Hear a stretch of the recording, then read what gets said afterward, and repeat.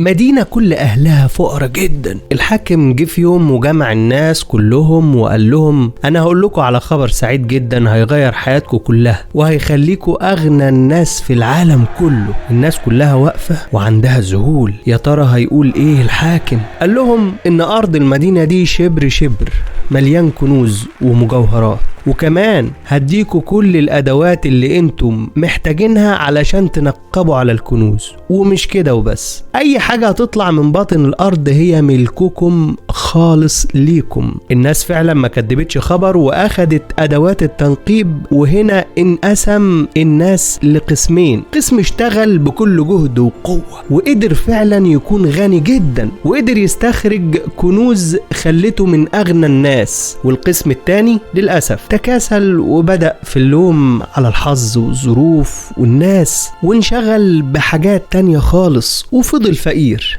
جواه كنوز تخليه أسعد وأغنى الناس، ولكن مش عارف يدور جوه نفسه. تعالوا معانا نشوف موضوع حلقة النهاردة. أنا محمد ناصر وإنت بتتفرج على برنامج قطرة من كتاب.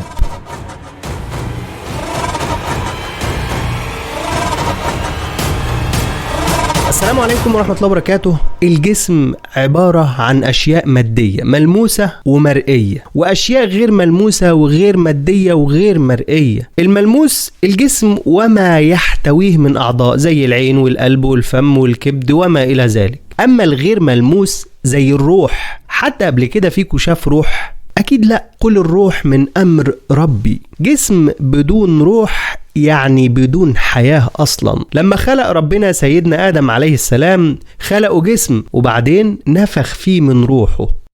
الجزء الثاني غير الملموس اللي معانا هو النفس. قد أفلح من زكاها وقد خاب من دثاها. ده اللي هنتكلم فيه النهاردة ويخص جزء الصحة النفسية. لكن قبل ما أبدأ عايز أعرفك إنك عمرك ما هتكون بصحة نفسية كويسة غير بالروح والاتصال الصحيح بربنا. كل عمل خير يوصلك لربنا، وإن الثلاث أجزاء دول لو جزء فيهم حصل فيه خلل كل الأجزاء هيكون فيها خلل. النبي عليه الصلاة والسلام كان بيدعي دعاء وحتة كده منه: ومتعنا اللهم بأسماعنا وأبصارنا وقواتنا أبدا ما أحييتنا. هي الفكرة مش قوة واحدة، يعني إحنا مش عبارة عن قوة واحدة. النبي عليه الصلاة والسلام بيقول إن إحنا عبارة عن مجموعة من القوات مع بعض: القوة الجسمانية والقوة العقلية والقوة النفسية والقوة الروحية، قوات مع بعض. الجزء الواحد بيأثر على الكل، والحقيقة إن النفس هي همزة الوصل ما بين الجسد والروح. في كل العصور، قديما الفلاسفة وحديثا علماء النفس كلهم بيدوروا جوه النفس. فيه منهم اللي أصاب وفي منهم اللي انحرف، ولكن احنا هنا مش بنقيم، احنا هنا بنتكلم في العموم. أولا، ايه هي الصحة النفسية؟ ايه هي مدارس علم النفس؟ وهنتكلم عن مدارس علم النفس في فيديوهات جاية إن شاء الله. ولكن إيه هي؟ يعني إيه صحة نفسية؟ مجموعة إجراءات بتعملها علشان تحافظ على صحتك النفسية، علشان تلاقي حلول مناسبة لكل مشاكلك،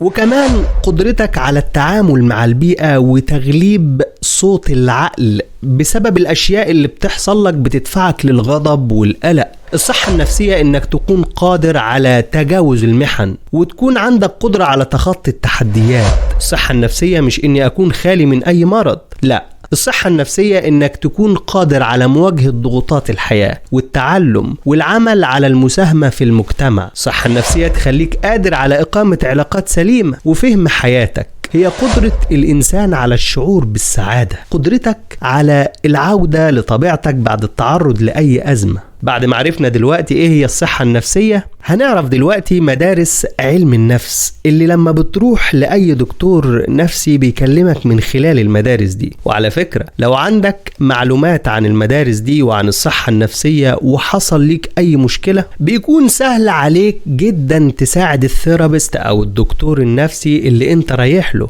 إن هو يقدر يفهم المشكلة فين ويعدي بر الأمان ده بسرعة. ايه هي مدارس علم النفس؟ هنتكلم عن 5 مدارس بس، هنعرف أسمائها، وفي الفيديوهات الجاية إن شاء الله هنتكلم على كل مدرسة لوحدها. أولا، مدرسة علم النفس السلوكي لجون واتسون.